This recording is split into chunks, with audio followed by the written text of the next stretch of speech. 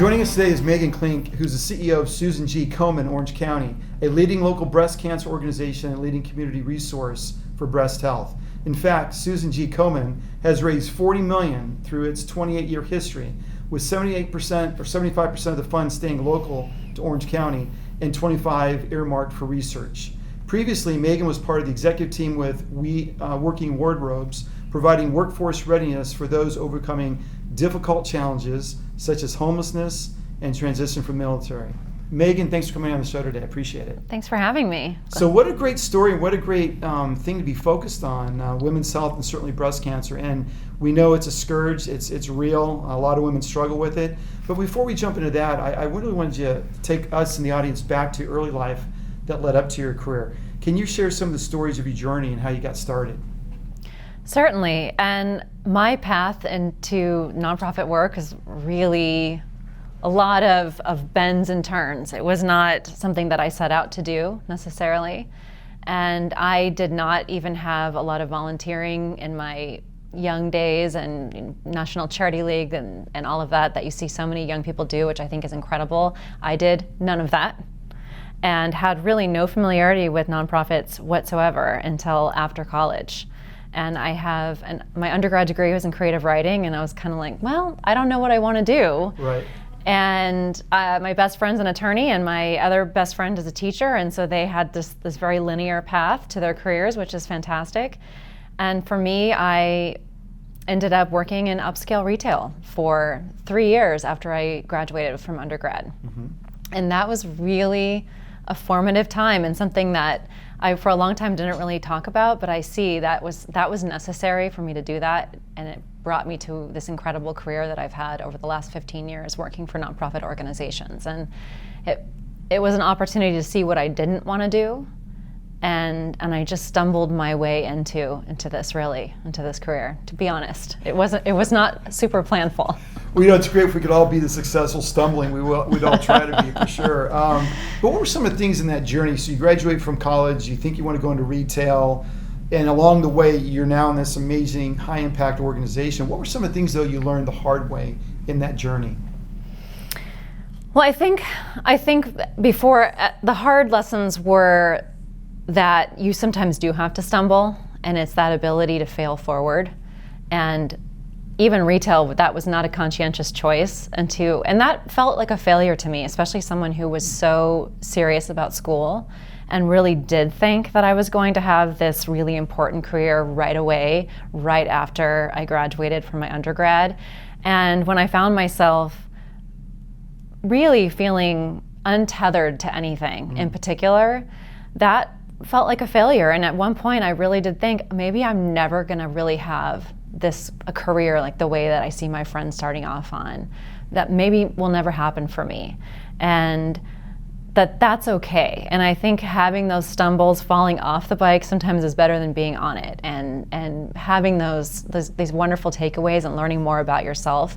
And that's when I just really realized, as cheesy as it may sound, but it's very genuine, that you spend more time at work than you spend anywhere else. Mm-hmm. And so you might as well do it at a place where you really feel like you're improving your community, that you're making a difference.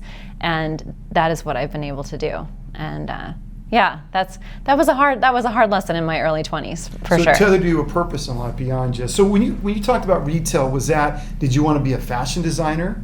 Or what did that mean when you said you're in retail? What was that vision like? There was no vision. I think that's the problem. I wish I could say to you that I had a vision. There was no vision. I've had a job since I was 14 years old.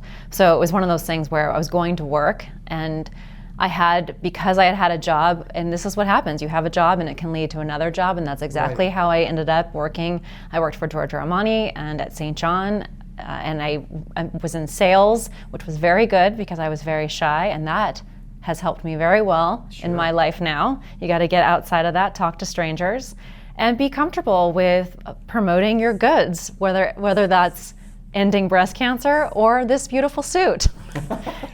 In a lot of ways, you have to be proud of it, and I think that was something where all work is honorable. And I had the opportunity to work, to show up every single day and do my best work and to learn from the people around me. And those were all lessons that I needed to learn before I started my quote unquote real career. Right. You know, it's easy to get sort of focused on the position, right, as the prize. And what you said is all work is honorable. And I think truer words have never been spoken. Anytime I go through airports like LAX or Orange County, or anytime I go into a hotel, I always look around at the details and admire the fact that it's clean, that it's organized, that it works. Right. That when you're there, it's functional. The escalators work. The people there to sell you food are there to sell you food. It works. It's clean. It's cooked. Whatever. And all work is honorable. And I definitely honor those people because it's those little things that make for a civilized society. But sometimes I think we look at the goods, you know, looking good, having goods, and right. feeling good, and the position and the power that goes with it. But it all starts in that sort of building block. And I like what you said, where you started here, and then as you mature and you go in time, you end up somewhere else. But it all was preparatory. It was, and when I realized that I was looking for a larger meaning, I started to volunteer. So I had my job in a retail setting, and then I would volunteer, and that's how you start to learn the nonprofit world and how people start to learn what your skills are and what you can offer. And again, I was still in my 20s, I was young, and that's how it all got started. I got hired by the first organization I started volunteering at part-time, and it just grew from there. That's wonderful. I mean, we need more of that. Certainly, volunteer spirit. That's a beautiful, beautiful story. Can you talk about some of the lessons you've taken from your early life, experiences that you've been able to apply to business or nonprofits? Absolutely. It was really interesting. My dad was a teacher, and my mom's an entrepreneur, and I think it's really interesting to be around someone who is running their own business in your early life. Because I think you very quickly have a deeper appreciation about what it means to not only work, but that the work that you're creating creates livelihoods for other people. Right. And the gravitas of that, and my mom had a very successful business, but it wasn't always successful, and there were bumps along the road, and I hope she doesn't mind me sharing, but I recall a couple of times as a teenager where I did have a job, because I've had a job for a long time. She would take money sometimes out of my savings account or ask for that to help cover payroll in some of those leaner times when her industry was changing. And that has always stayed with me, that money doesn't come from nowhere, that your paycheck doesn't just magically appear. It's just like everything that you were saying before. It's those little things that all add up to make that possible, and you're just one part of that. And especially with that role of being a founder or CEO, if this is your business, that's on your shoulders to make sure that everybody that's on your team, that they're taking their paycheck home every 2 weeks. Right. And how important that is for their lives outside of these four walls when they come to work. And that has been a huge driver for me. You know, it's interesting, is in my experience as a CEO, you can raise money, you can bring money in, and you hire these amazing people, and they're critical to the organization's success, but yet they don't necessarily appreciate what it takes to raise said money. They just expect that the paycheck will be there, bi-monthly, and it's a different perspective. But as an owner or someone that's created something, the level of responsibility and pressure is a little different. It's not good or bad, it's just a little different, right? Absolutely. Yeah. It is different. Yeah. You're young, I can see that, but what is the biggest hurdle you've had to overcome in your life? It's interesting. I think certainly I've had hurdles in my life, but nothing compared to the people that in that sphere I've been in, working in nonprofit, at Working Wardrobes, and at Susan G. Komen as well, that the unbelievable resiliency, courage, determination that those individuals have shown, that is really what, for me, is what I've held on to every time I overcome a certain personal challenge. That is how you just show up. Just show up, ask for help, and you're gonna get through it. And I think for me, actually going back to, there's such a theme here, having a job has been how I overcome any other personal challenge that may come. Because all you have to do is show up, be present at your work, and somehow everything else is just going to fall into place, Right. at least in my experience. Yeah, and you have purpose, and you have something that you're really focused on. And so as I think about reading more about your story, you were director of StoryCorps prior to joining Susan G. Komen. But in joining Susan G. Komen, this was personal, right? Because you had a grandmother and a mother who are breast cancer survivors. So can you share what it meant for you to take the reins of this organization, given the sort of direct experience you had with breast cancer?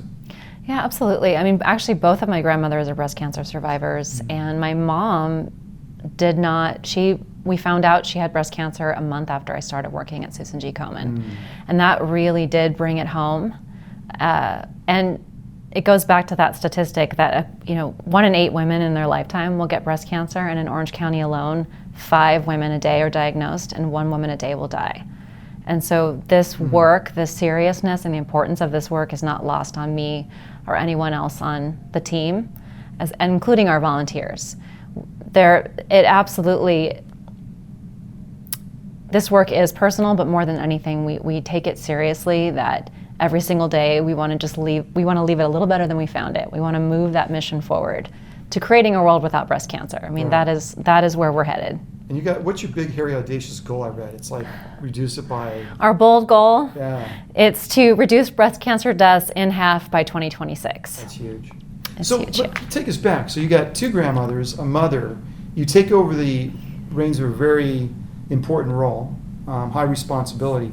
How are you able to maintain your calm perspective when you learned about your mom's diagnosis? I love that question, and I will tell you what a remarkable place it was for me to be surrounded by the team of Susan G. Komen when I found out that my mom had breast cancer, and for my mom to then benefit from this incredible social capital that these individuals provide. And so I think when you think about what can Komen do for someone who has breast cancer, it just depends on who you are and what it is that you need. But at the very least, that we are someone who can listen to you, who can be there to just relate and understand and support. And that's really all that my mom needed. But it's scary when you hear the words that you have breast cancer, or for me to hear my mom tell me that on the phone, and just not knowing what's going to come next. And Komen is there for everyone who has to hear those words. Wow, I can't imagine. Including me and my mom. Absolutely. Well, I'm glad, and she's hopefully doing well. Luckily, my mom was stage 2 when she was diagnosed, but they caught it early enough that it hadn't gone outside the breast, and she had a mastectomy of her right breast. And she's comfortable with me sharing this, so that's why I'm doing that. And she's fortunately doing really well. Good. So far. Glad to Yes. hear that. Thank you so much. Yeah. Yeah, we're coming So- up on a year since her diagnosis. Yeah. And so with that, when you're doing well, do they go back yearly? Is it every 3 months, every 6 months? If you've had breast cancer to get checked up, or how does that work? It really depends on the type of breast cancer that you had, how you responded to your first treatment. And so again, there are many kinds of breast cancer, and how it impacts each woman is very different. And that also depends on at what stage it was discovered. And so yes, that's why this is a tough fight, because it really is so incredibly different for each person. Now, does your organization connect with the City of Hope and other sort of cancer research organizations to take part in the research we talked about?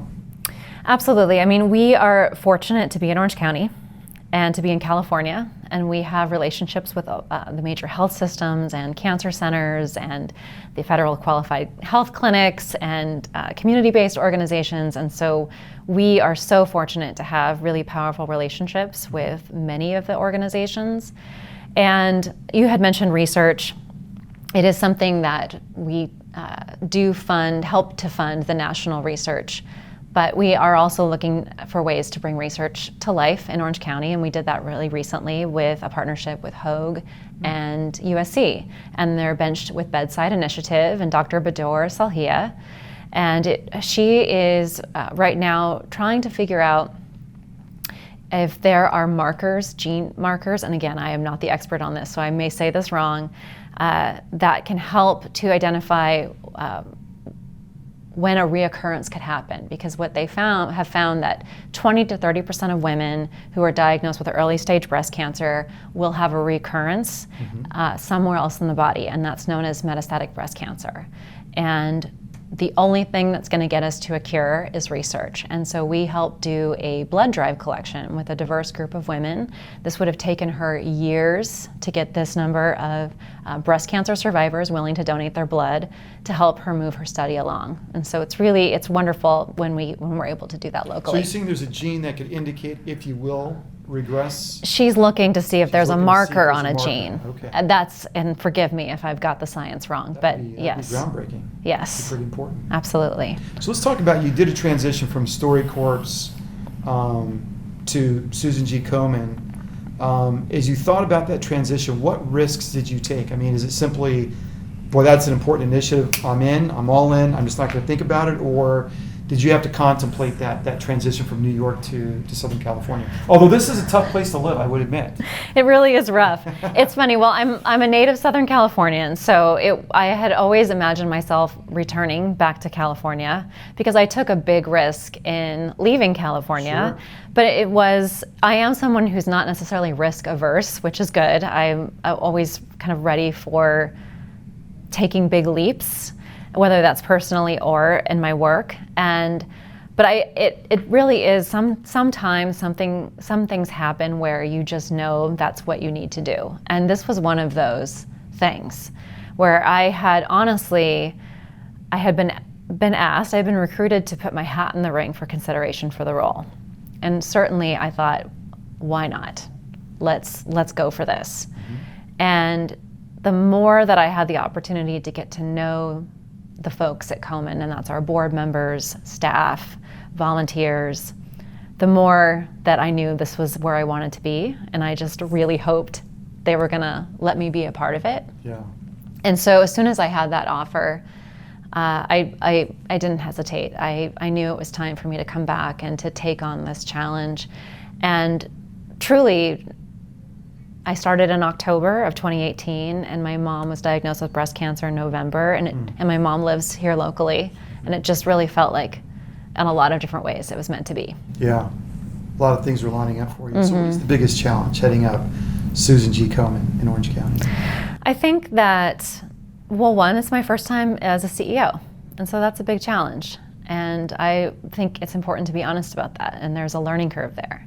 And certainly the vast majority of my nonprofit experience was in workforce development, and then I moved into the arts, and I thought, oh no, I'm going into health. But I think what I've realized is to have that confidence in your ability to lead and to know you're not in it alone, that you have this incredible team to tap into strengths and passions and knowledge, and that's what I believe that we're doing. And I think the biggest challenge, that all that aside, is just that there's this incredible legacy, that our affiliate was one of the first affiliates founded across the country. We are very successful. My predecessor had been in the role for 14 years and done an amazing job. And so there's a legacy there, a successful legacy that you want to honor and uphold and to build upon it, right? We have more work to do, a lot more work to do. Right. And so again, it just goes back to this work is serious and important, but I know that I do it with my team, side by side. So you said something interesting. This is your first CEO role. What was that deciding factor that allowed you to pierce through that veil of I've never been a CEO to now I've been offered a role? What was that determining factor? You're passionate, you're articulate, you're bright. When the board looked at you as a candidate, how come they said Megan's the one? That would be a really interesting question to ask them. I think it's the things that you just said, and I do have a lot of experience in what does it take, all the different elements of what does it take to run and grow an organization.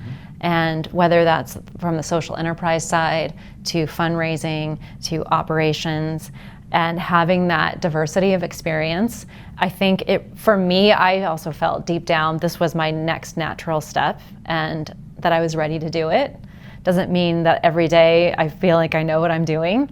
But I think, again, it's that if you're confident to fail forward, and to know that your team is with you on that journey, that's really all that it takes. And you have to at least know that you don't have to have all the answers, at least not right away. Right.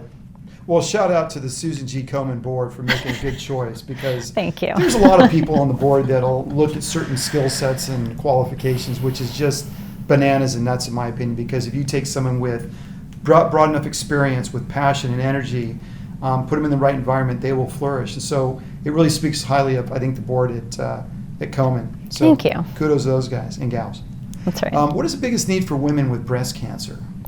Honestly, the biggest need is this personalized attention. And I know I listened to your interview with Annette Walker from City of Hope, and she talked about precision medicine, and certainly on that side of it, how critical that is. But even on the other side, right? Not the treatment, and just in all of those steps that entails. It really is, what are your needs? What are your family's needs as you go through this? And whether it's having someone to talk to more serious barriers, if you have trouble with transportation or other financial barriers to care. So it, again, understanding how different that journey is for each person. And Komen, we are here to support, and we want to be able to do as much as we can, or connect you to the people who can, depending on your needs, and understanding that we're not going to generalize. So you have a very tailored approach. That's Yes, very good. absolutely. So how can a woman diagnosed and currently receiving treatment access the support from Susan G. Komen? Call us. Call us immediately. Come into our office. We are there Monday through Friday. We will drop everything and sit down and talk to you and figure out a plan. And certainly our website, komenoc.org, is a great place to start. But I think that's the biggest thing. We don't want to be a secret. If you hear those words, or if someone you love has heard those words, give us a call and we'll go from there. That's fantastic. We're going to meet you where you're at. So a woman being diagnosed for the first time, I would imagine emotionally, mentally, that's got to be a shot to the head. Yeah. Spirit, psyche, on so many levels. So do you find a lot of women coming to your organization just for that mental counseling aspect or mental support aspect? Right. We absolutely, and we don't provide, I want to be clear, we don't provide mental health services. I am a social worker, so I have to make sure we're not trained social workers or therapists, but we do have support groups.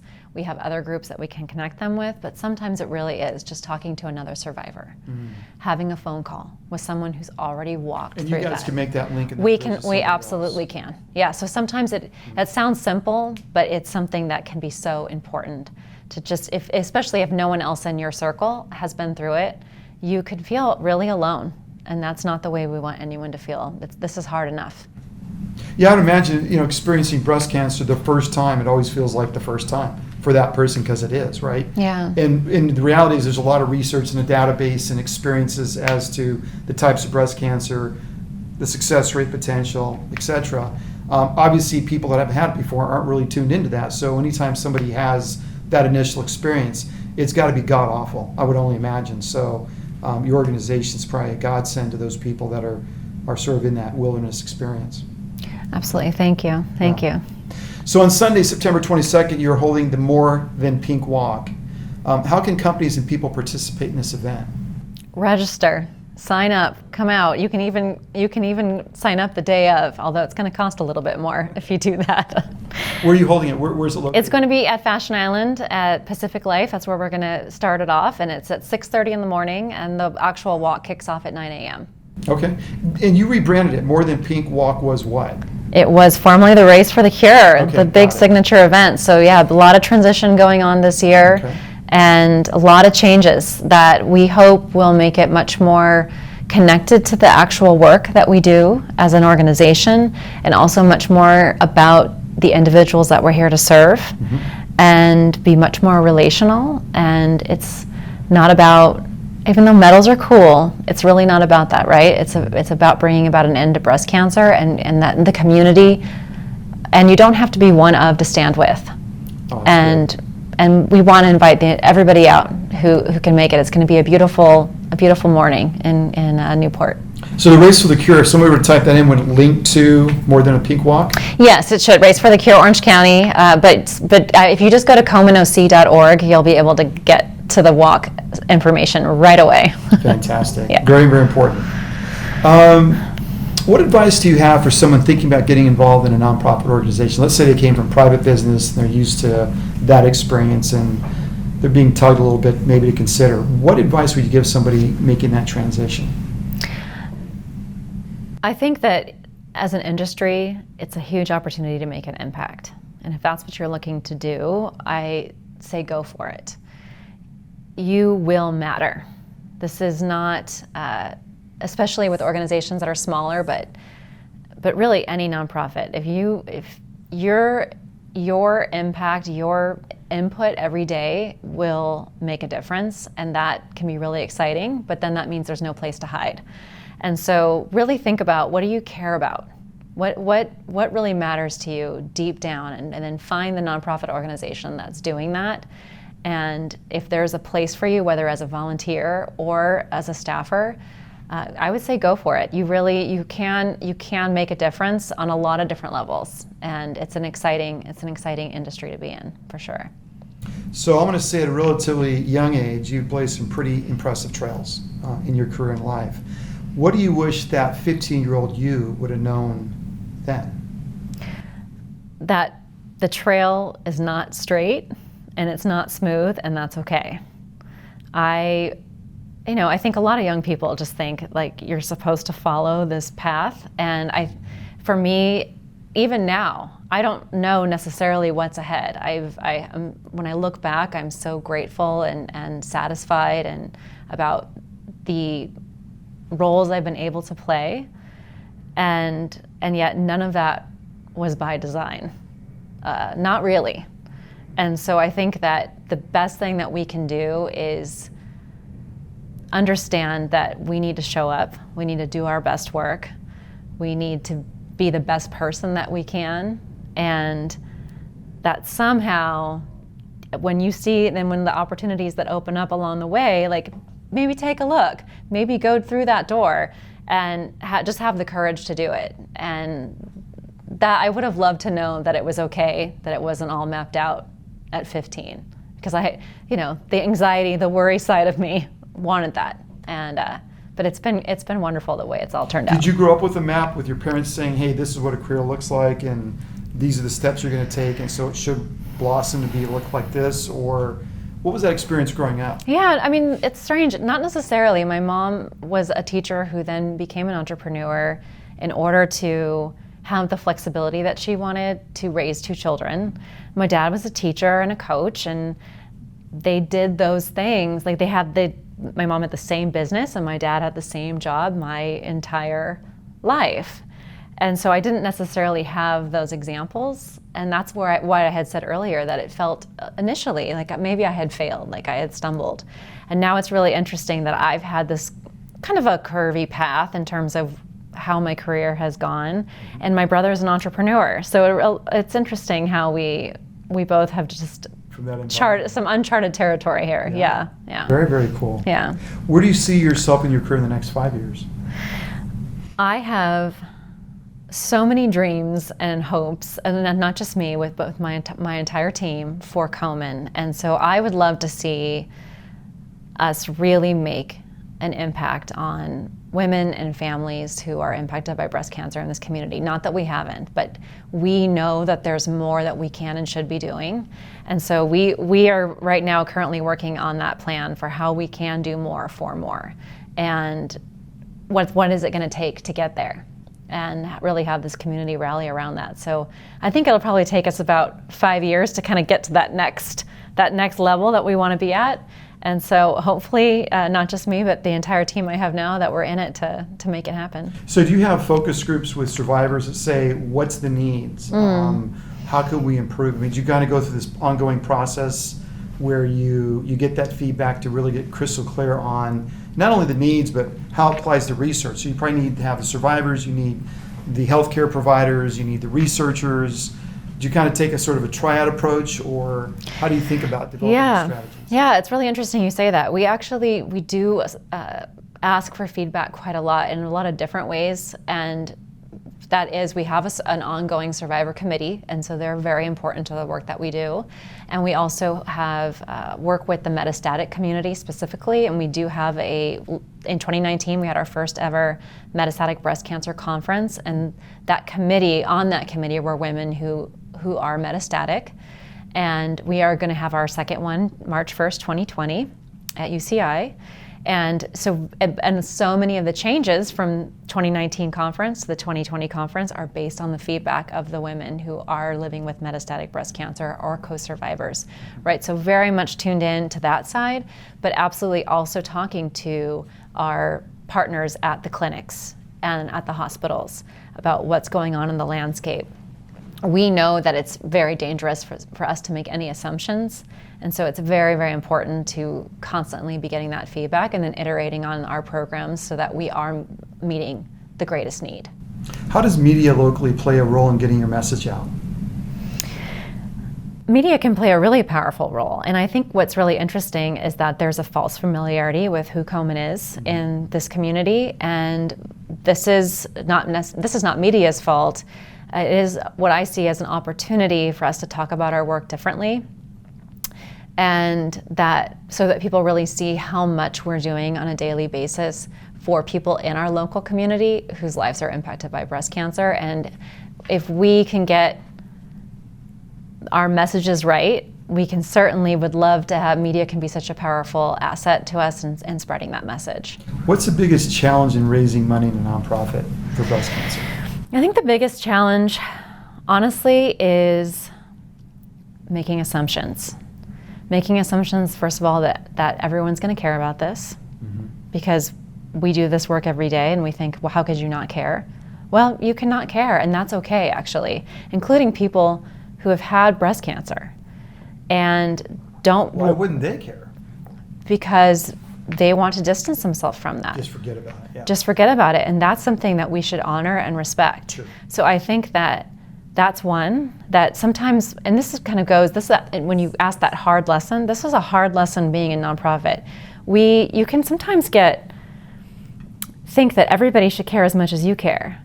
And I think first of all, it's our job to educate and inspire and connect, and to never stop doing that to the people who are open to it. We can do a better job on that too. And I think that is the hardest part of raising money. Someone gives us a gift and maybe we think, oh, they're with us now.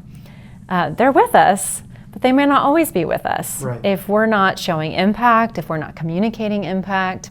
And getting some sort of connective tissue. And feeling like they're part of that team. Yeah. And I know that we are working really hard to see how we can do more of that. And I think our More Than Pink Walk is such an amazing way to do just that. It is this coming together of tens of thousands of people to celebrate life and to celebrate each other.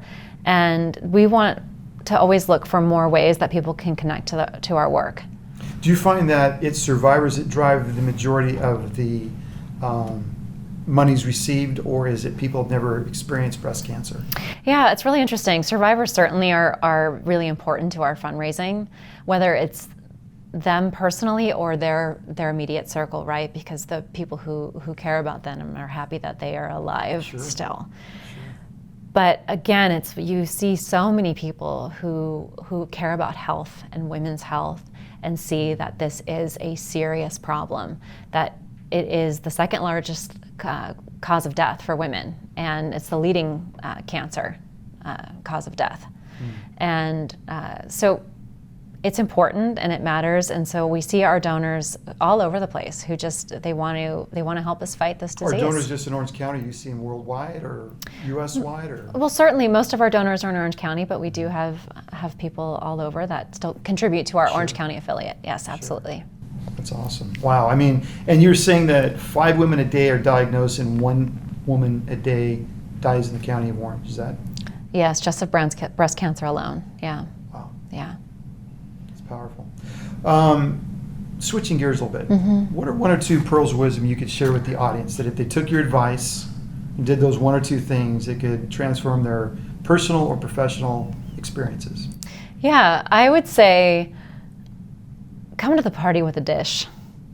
I think that it's really powerful when, no matter what your title is, when you identify a problem, that instead of just coming to your boss or whoever it may be, your colleague, and stating the problem, or what often happens, complaining about the problem, that if you can, yes, identify that there's a problem, but then here's what I would do to solve this problem.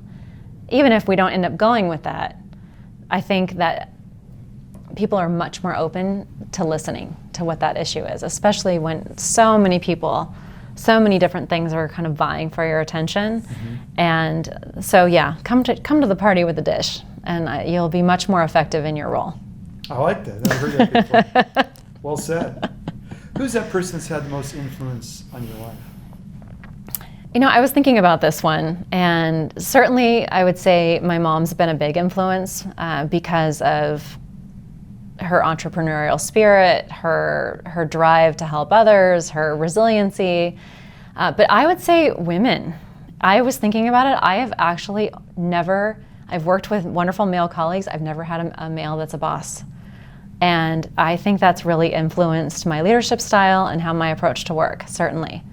And so yeah, I would say that women in general are a big inspiration to me. Interesting. Maybe it's a good thing you never worked for a guy. I don't know, and that's what I said. I'm not opposed to it at all, and I have like I said, wonderful male colleagues, and we have men on our board. And so technically they're my boss, but our board chair is a woman. So I can still say that technically I've never had a male boss, which is, I think, kind of strange and different. But you've done well for yourself. Yeah, that's right. It all worked out. Well, yeah. Is there anything you want to share with the audience that we haven't covered? I would just say that it means a lot for us to have opportunities like what you've created to talk more about Komen Orange County and the work that we're doing here locally. And that if you are at all interested in the work that we're doing, to please give us a call, check out our website, and get connected. And if you are someone who is going through breast cancer, please don't hesitate to reach out. Absolutely. Where can they learn more about you? Honestly, our website, or komenoc.org, and we also have an Instagram page and a Facebook page, and we're on LinkedIn, so it's really not hard to find out about what's going on in Komen Orange County. Fantastic. Megan, thanks so much for coming on the show. Yeah, thank you. I think the subject is vitally important to the local community, certainly nationally, worldwide. Women are affected by this, and the work you're doing and the change you're trying to create within the organization community is very, very commendable. So thank you. Thank you so much. Appreciate your time. Yeah. That's it from Beyond. Thanks for watching. You can find us on beyondbenbobo.com or on LinkedIn, Instagram, YouTube, Beyond Ben Bobo. And again, remember, until next time, becoming is better than being. Thanks again. That's great. Thank you. Pleasure. Thanks so much. It was awesome.